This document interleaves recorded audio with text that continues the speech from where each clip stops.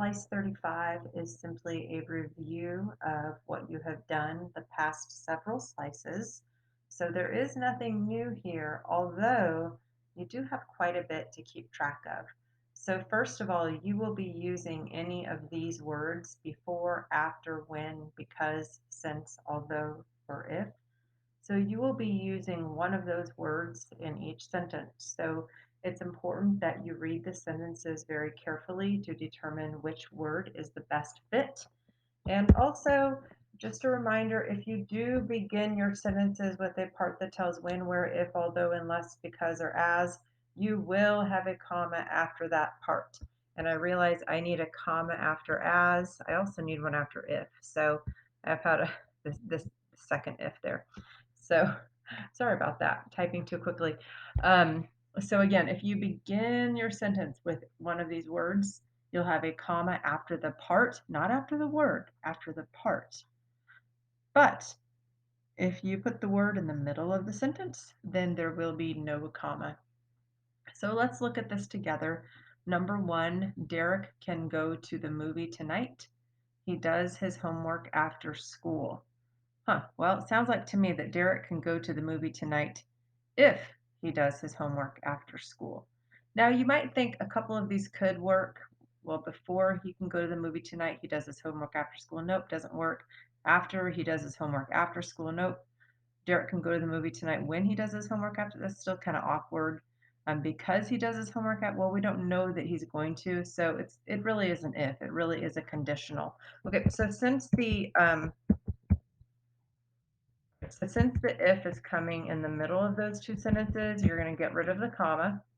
And then all together, you'll have Derek can go to the movie tonight if he does his homework after school.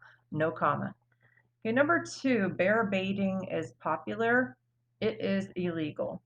So this is one of those although sentences. So although could go in the middle. So bear baiting is popular, although it is illegal. If you put the although in the middle of the sentence, then you'll cross off the period and you will not have a comma.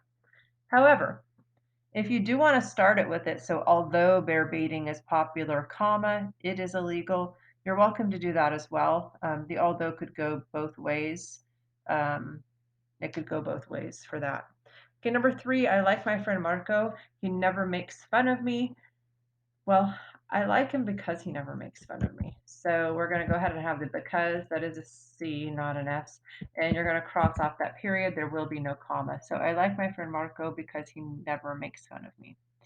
Now, number four is, let me explain it here. It says having car accidents costs the insurance company money. So an insurance company, if a person who has insurance gets in a car accident, the insurance company has to pay for the accident to some degree or another if the person has that type of coverage.